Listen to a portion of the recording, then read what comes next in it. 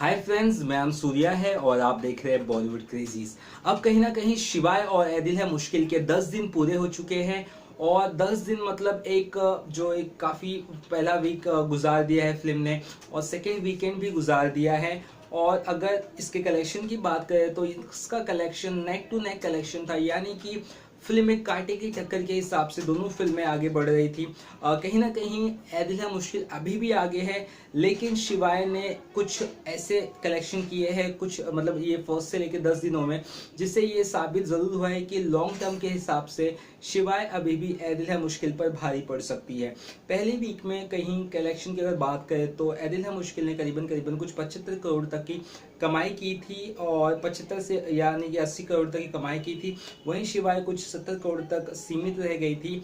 उसके बाद second weekend मैंने कहा था कि डिसाइडिंग फैक्टर रहेगा, यानी कि second Friday, second Saturday, second Sunday कोई बड़ी फिल्म रिलीज नहीं हुई थी सेकेंड वीक के हिसाब से इस हफ्ते।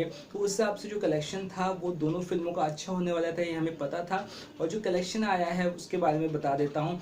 सेकेंड वीक में दोनों फिल्मों ने अच्छा कमाल किया है। शिवाय की बात करता हूँ। शिवाय ने सबसे पहले सेकेंड फ्राइडे में जो कलेक्शन किया था वो किया है 4.61 करोड़।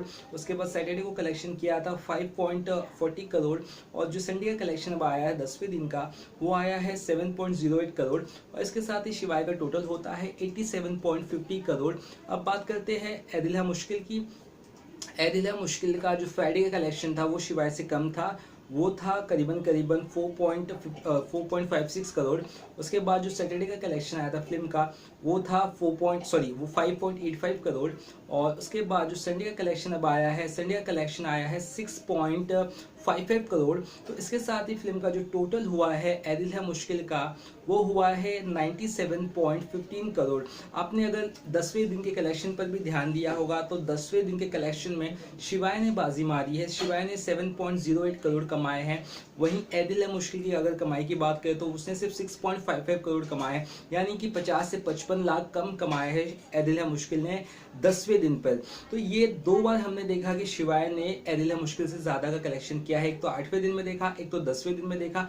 ये कहीं ना कहीं साइन है कि लॉन्ग टर्म के हिसाब से शिवाय अभी भी भारी पड़ सकती है ऐदिल है मुश्किल फिलहाल 10 करोड़ के आसपास आगे है, मतलब चल रही है। 97 करोड़ है, शिवाय पिछड़ रही है 87 करोड़। पर एक लॉन्ग रन के हिसाब से ऐसा ज़रूर लग रहा है कि फिल्म थर्ड वीक के एंड में कहीं ना कहीं ऐदिल है मुश्किल को पछाड़ देगी, क्योंकि जो ऐदिल है मुश्किल की स्टोरी एक अलग रॉ स्टोरी, एक समझ सकते हैं आप, एक अलग ही चीज़ें दिखाई गई सिनेमा पर्दे पर जो इसके पहले ऑडियंस से ज़्यादा देखी नहीं थी।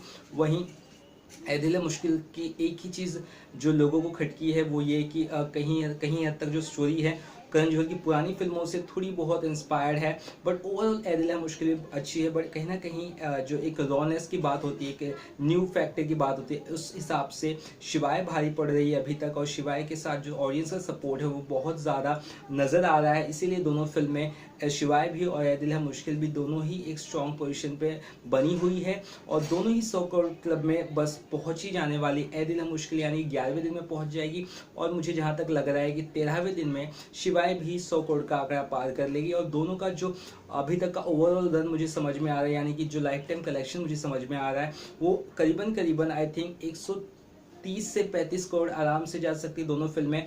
दोनों फिल्मों को इस तीसरे वीक में टक्कर मिलेगी रॉक ऑन 2 से। और उसके बाद देखना दिलचस्प होगा कि वो रॉक ऑन 2 से के सामने किस तरह से ये दोनों फिल्में चल पाती है, या दोनों फिल्में क्या दबा देती है रॉक ऑन के कलेक्शन को, या रॉक ऑन इन दोनों फिल्मों के कलेक्शन को रोक देती है। ये एक बड़ा सवाल है। आपको क्या लगता है किस तरह से तीसरा वीक होगा, यानी कि 11वीं तारीख को जब फिल्म रिलीज होगी रॉक ऑन, तीसरा वीक जब स्टार्ट होगा शिवाय और ऐदिल है मुश्किल का, तब किस तरह से टक्कर होगी? आपको क्या लगता है? आप मुझे जरूर बता सकते हैं। कुछ और बॉलीवुड खबर पता चलेगी तो मैं आपको जरूर बताऊंगा। चलिए तब तक के लिए बाय।